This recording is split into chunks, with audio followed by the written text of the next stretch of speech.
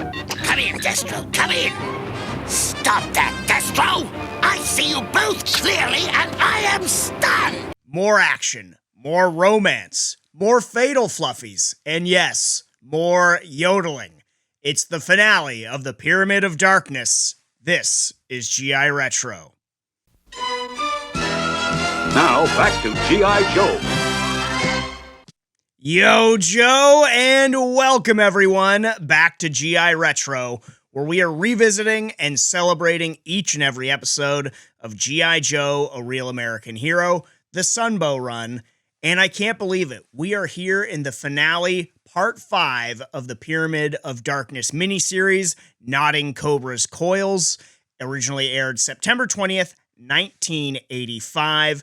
And so after this, we're done with the miniseries for a good long stretch, and we're just plowing ahead into season 1, episode by episode. So feels kind of like a little bit of a milestone to be wrapping up the 3 back-to-back miniseries of G.I. Joe, A Real American Hero.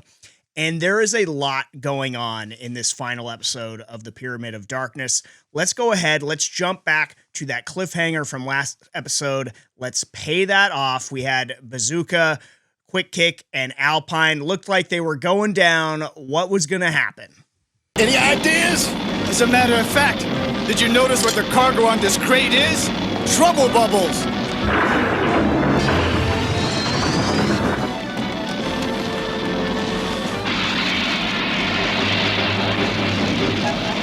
I said there's a lot going on in this episode. There's even a lot going on just in paying off the cliffhanger. So much so, I debated even starting with it, but, you know, we get Alpine, Quick Kick, and Bazooka getting the nose up on that Cobra-headed plane, which, by the way, once again, is going to be the MIA, the missing in action figure.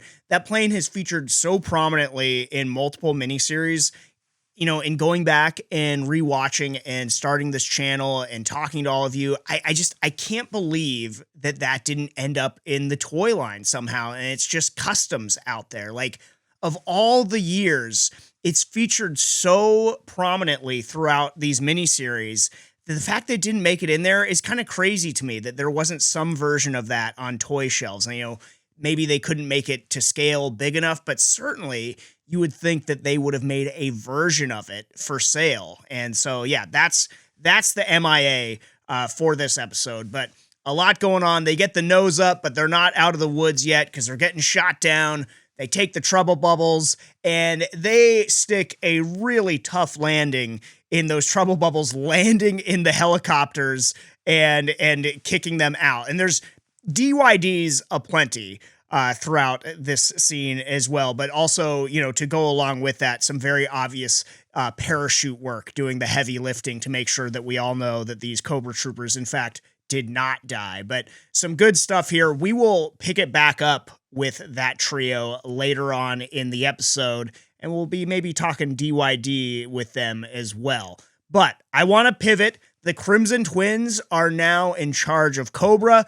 The Pyramid of Darkness, buried the lead, is active. The world is having all sorts of trouble using any type of technology underneath the Pyramid of Darkness, and Cobra is under new management, and they get the word out. And I love this scene of the Crimson Twins with a more subservient Cobra Commander addressing G.I. Joe and the world.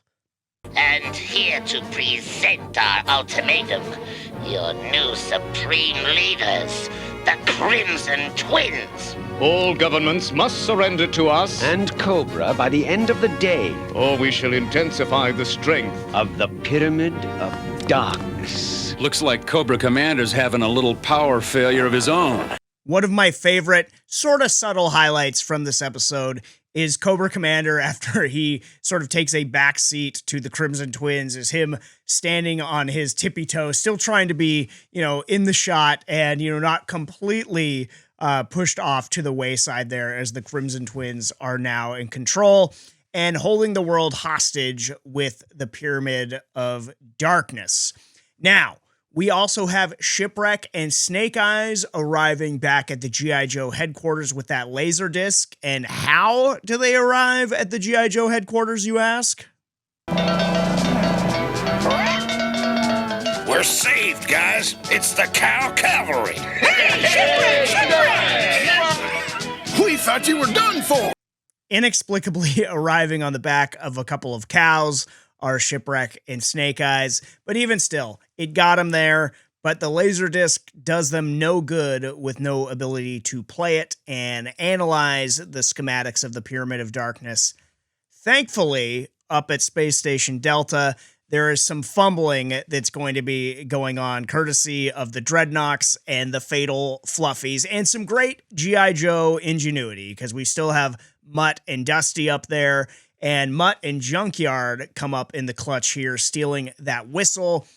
Chaos ensues. The Fatal Fluffies are transformed back into their cuddly selves.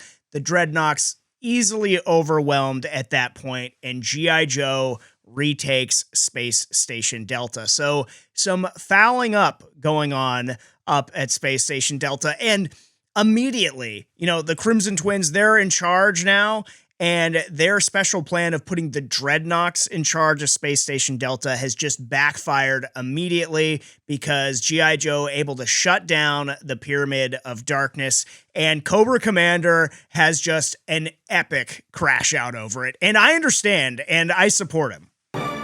Calamity most foul! Ah! No! Your selfish bungling has permitted the Joes to undo my exquisite Pyramid of Darkness! You twin twerps! I'm back in command now! Cobra Commander having an epic, but again, I think justifiable meltdown. The Pyramid of Darkness was he and Destro's plan, and to their credit, they were executing it very well until the Crimson Twins decided to sort of, as the narrator says in the beginning, through treachery, take over Cobra's whole operation, and they're trusting the Dreadnoks to manage this super high-tech Space Station Delta, even with the Fatal Fluffies, proves to be the fatal flaw in their plan, and now the Pyramid of Darkness is shut down. So Cobra Commander deservedly given it to the Crimson Twins, both barrels, but Cobra Commander gonna get back in touch with Destro, gonna try and salvage the situation, and I said this episode has more romance. We get more romance, and Cobra Commander not really stoked about that. Come in, Destro, come in! Stop that, Destro! I see you both clearly, and I am stunned! She had something in her eye, Cobra Commander. My eye, she did.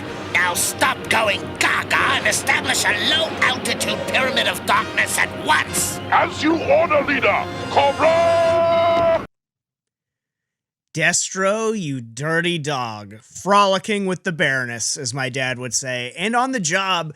And while the battle is going kind of ill for you, the Pyramid of Darkness has been deactivated, so Cobra Commander rightfully upset again. But I love that scene, the catching them in the act and Destro trying to play it off and Cobra Commander not buying it. And at this point, through 3 miniseries, the most established Joe-mance that we have is Destro and the Baroness. It's not Flint and Lady J, though we've gotten a lot of hints and a lot of flirtation between them. It's not Duke and Scarlet, though the same. We have gotten a lot of flirting, certainly more flirting between them than we have between Scarlet and Snake Eyes in the cartoon.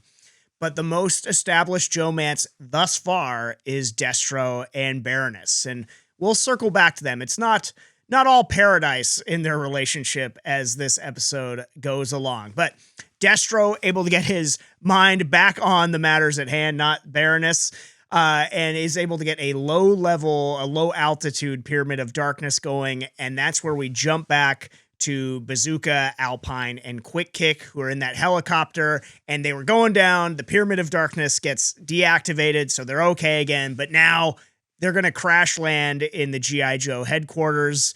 And that is when Quick Kick gets introduced to the rest of the Joe team and provides some crucial information, and that is where the Cobra Temple is. Oh, and I should mention that while the Pyramid of Darkness was deactivated, Shipwreck was able to analyze the schematic of the Pyramid of Darkness and relay it to Flint and the rest of the team. So they knew the weakness.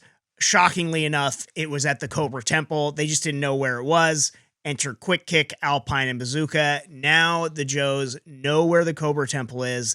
They've got a chance to fight back at Cobra if they can break through that low altitude Pyramid of Darkness, which is not nearly as stable. So they're going to shoot their shot here because it's sort of going in intermittently. The assault on the Cobra Temple is on. They're pushing ahead here. And it's in this battle at the Cobra Temple. I have to say, even though Cobra Commander was overconfident in thinking that there's no way the Joes could find them, very competent leadership he showed in the early going of this battle at the Cobra Temple when they did show up, had the Joes pinned down. But once again, yodeling coming back into play to turn the tide of battle in favor of G.I. Joe. Now yodel! This is ridiculous. Come on, let's try it!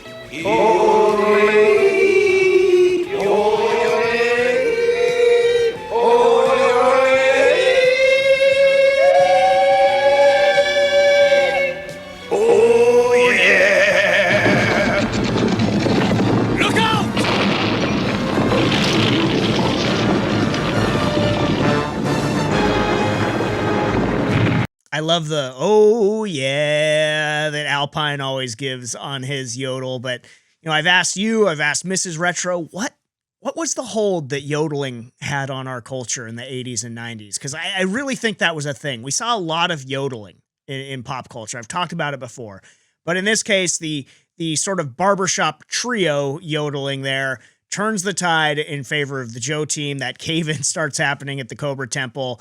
People running for their lives, somehow surviving. We'll talk about that more in a minute. Cobra Commander begging for people to stay and fight. So once again, not the craven coward that sort of he's been painted as in totality here. But the yodeling coming back into play, and what we saw earlier in this miniseries, one of the standouts from the whole thing, Polly coming up clutch as well, finding where the self-destruct mechanism for the control cubes are, and the Pyramid of Darkness is done. And you would think that just about wraps up this episode. I mean, we've now dealt with the title super weapon. The Pyramid of Darkness is destroyed. But no, this miniseries differs a little bit from the other two in that there's this sort of secret super weapon that gets thrown in here at the end, courtesy of the Crimson Twins. They and Cobra Commander make a break for it back to their skyscraper in Enterprise City, which is actually this secret rocket super weapon that is going to take off. And so that's actually going to be sort of the final act of Cobra's desperation gambit here. And we get the reemergence of Satin, and I really do like, closing the loop on Satin and how this played out with her, Shipwreck, and Snake Eyes. It's now or never, guys. Yo, Joe! Yeah, right. Yo, Joe! Yeah! This is for messing with my father. G.I. Joe's, brother. Destroy them, brother. Oh, brother, yourself! Hey, Steelface is sharting out his own rocket ship. The Cobra that got away, no more.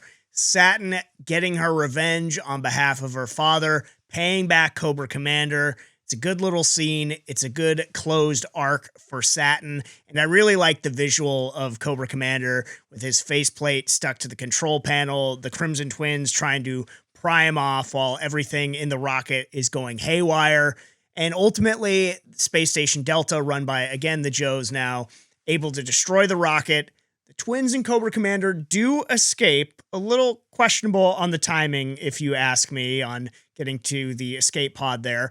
And then over at Space Station Delta, Zartan also is able to make his getaway, but not before punishing those treacherous dreadnoughts. He sort of led them to believe that things were mostly forgiven and was going to bring them back into the fold, but not before doling out some punishment to the dreadnoughts and tricking them into the garbage module and launching them out into the cold depths of space. And who knows where that garbage module would be going. So that is where we sort of leave them out in space.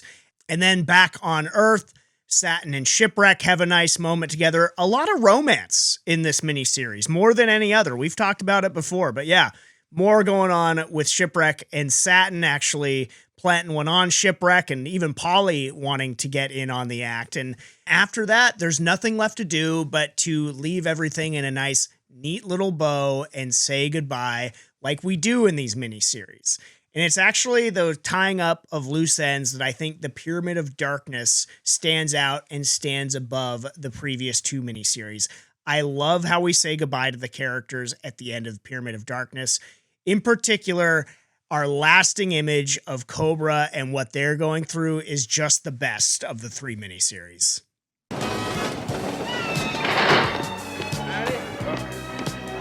Your interference cost me victory! We should have taken control sooner.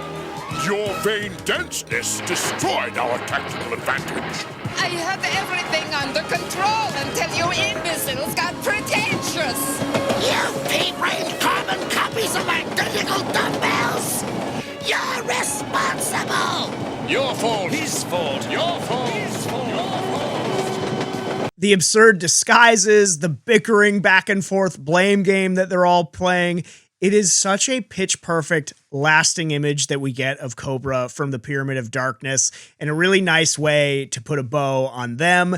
And then we get a feel good moment between Flint and Lady J to fully bring the curtain down on the Pyramid of Darkness. But for me, what stands out at the end is that scene with Cobra. And I think in terms of how all of these miniseries end, if you were to compare, sort of the last moments from each miniseries, it's tough to beat that scene with Cobra in the Pyramid of Darkness. I think that's something from the Pyramid of Darkness that they can really hang their hat on, that they did better than the other two. And I do want to talk about all three miniseries as a whole when we do our next mail call episode. So start thinking about that. Start weighing in on which miniseries do you consider to be 1, 2, and 3 in your ranking. I know it's tough, but yeah, we're going to talk about that. But just what a great final scene. What a great way to say goodbye to Cobra. Then again, the disguises, it's so good. I love it.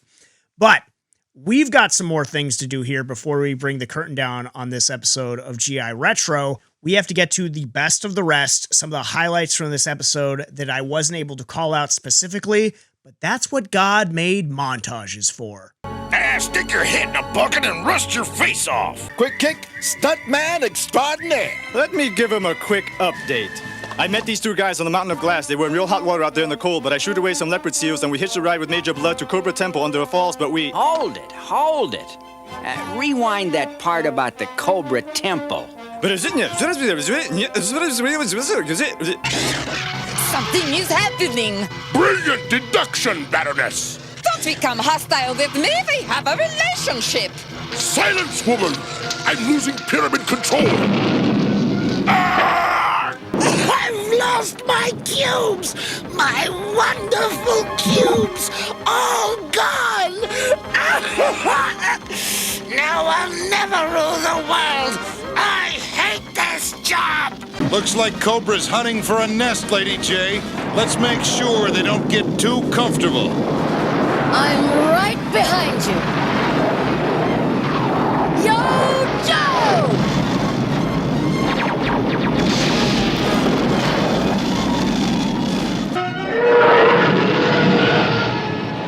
All attack groups, this is Joe Leader. Proceed to the Enterprise Tower. Stop!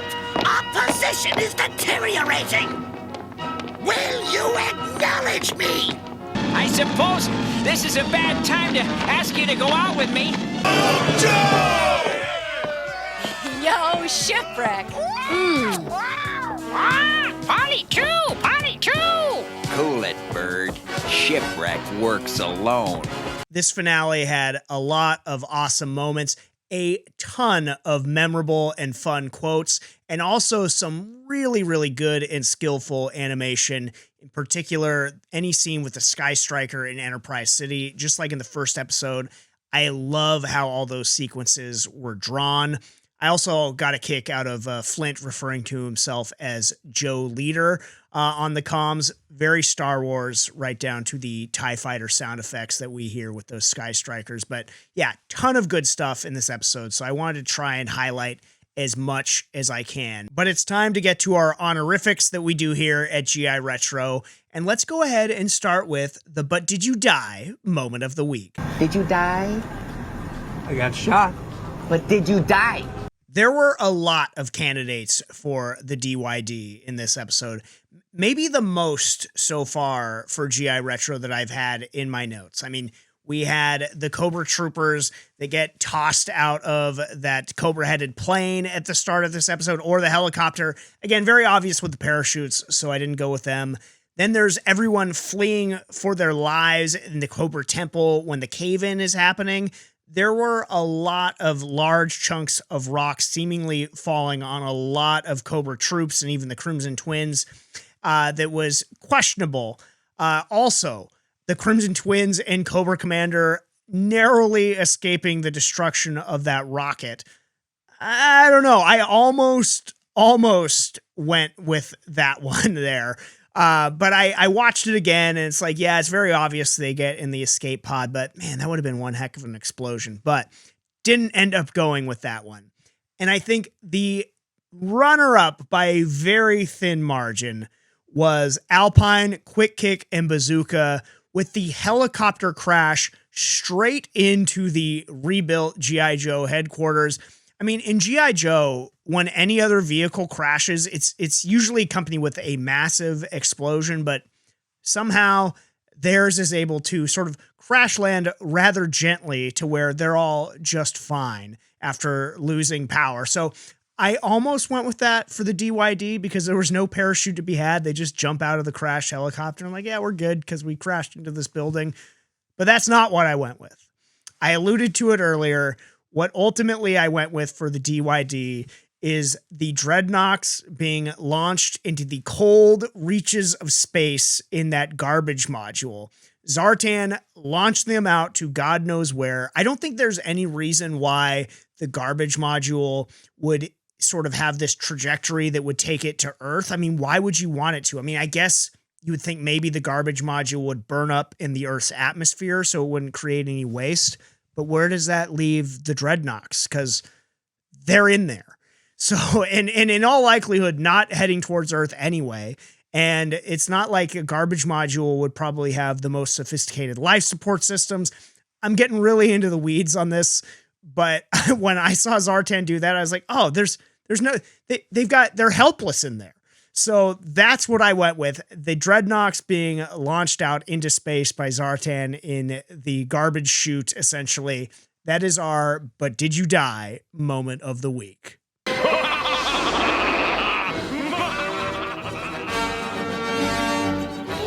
get you for this, Zartan! I'm going to leave the Dreadnoks floating out in space, but let's keep it rolling and let's get to the fallup of the week. You're here because you're an industrial straight follow-up! Thank you, Sarge. And I can't leave the Dreadnoks alone because they are certainly contenders for the fallup of the week in this episode. They had control of Space Station Delta, they had the Fatal Fluffies, and the Pyramid of Darkness was sort of under their charge in controlling the Space Station Delta, and they just completely blew it, letting Junkyard get that whistle, turning the Fatal Fluffies back into their, well, non-fatal versions of themselves, and then immediately getting overwhelmed and captured by G.I. Joe, groveling to Zartan, getting tricked into the garbage module like I was talking about with our DYD.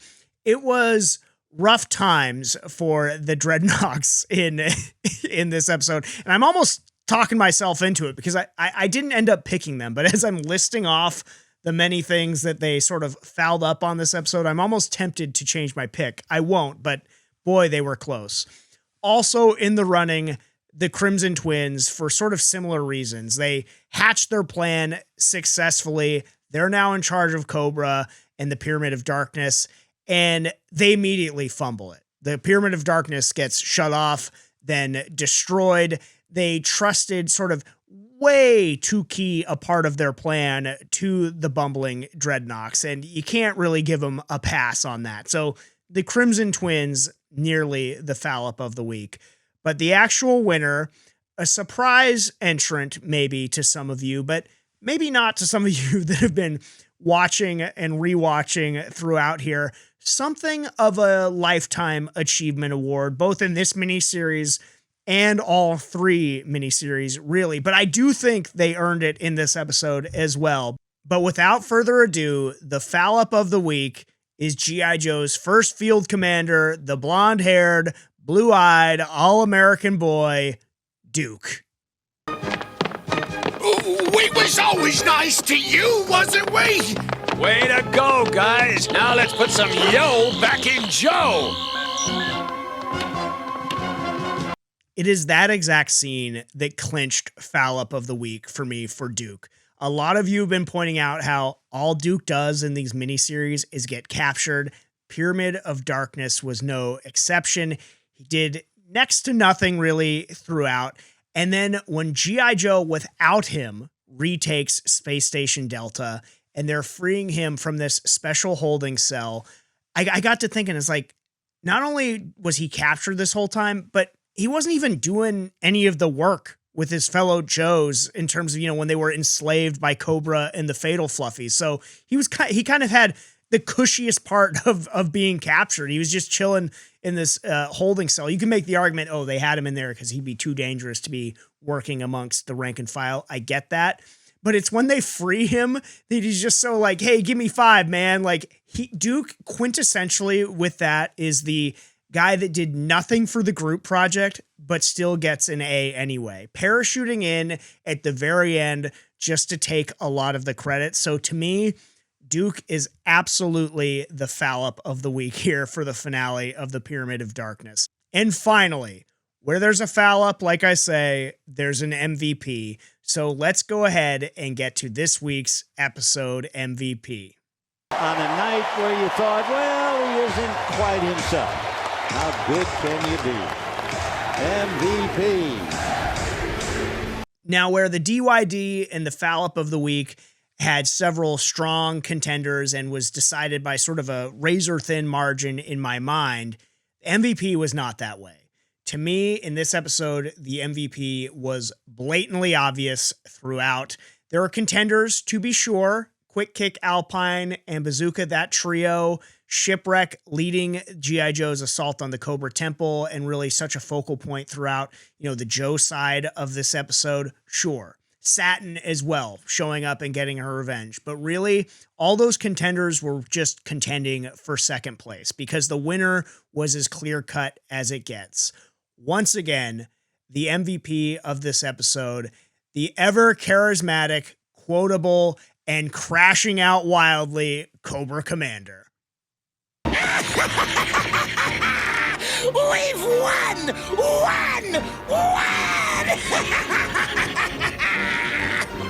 This was a signature, iconic episode for Cobra Commander, and he'd sort of been in the background a little bit in this miniseries, but boy, did he close it out strong.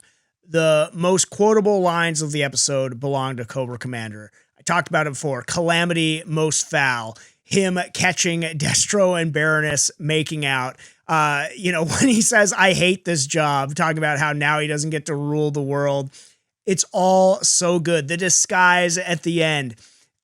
I love it. Cobra Commander absolutely deserves MVP of this episode. Such a strong closer to this miniseries. Carried the day and really made Nodding Cobra's Coils a standout here. So let's hear it one more time for the MVP, Cobra Commander. I'll be inside writing my victory speech. And that will just about do it for this edition of GI Retro. And I kind of can't believe it. Through the first 3 miniseries and really into the bulk of season 1, we all go. The next episode that I'll be breaking down is Countdown for Zartan. I'm excited to talk about that episode because if memory serves, it contains one of my all-time favorite moments from G.I. Joe, A Real American Hero. But yeah, it's going to be a little bit of a different dynamic now that we are out of the miniseries format. That one-off episodic format and how that goes will be a little bit different, but I'm excited to see how that plays out here at GI Retro. And in addition to continuing on with the breakdowns, getting ready for another mail call, I want to circle back to some of the questions I asked throughout the Pyramid of Darkness miniseries. How do you feel about the Fatal Fluffies? A lot of you have already weighed in. If you haven't yet, please let me know. Also, Cold Slither versus the Cobra that got away. Cold Slither and Satin. Where do you come down on that? How do you rank the sort of three main civilian helpers that G.I. Joe had in each miniseries? The beautiful slave girl Selena, Honolulu West, and Satin. I think everybody knows where I come down on that, but we will revisit that together. And the three miniseries in general, how do you rank them? What do you have at number 1, 2, and 3? Maybe certain things that stand out from each one that you like better than the others, like I talked about earlier with how Pyramid of Darkness really stuck the landing with the lasting image we get of Cobra. So all things I want to discuss, along with other comments and opinions that you have shared with the show in our next mail call. If you want to weigh in, you can do so in the comments, or you can email me, james@giretro.com, or you can find me on Twitter at @GIRetroShow. But yeah, I want to hear from you. Continue to share your opinions. Thank you so much for watching. Please like, subscribe, share with your friends and members of the G.I. Joe community. But most importantly, rewatch. And until next time, if you didn't know, now you know. Take it away, Flint. And knowing is half the battle.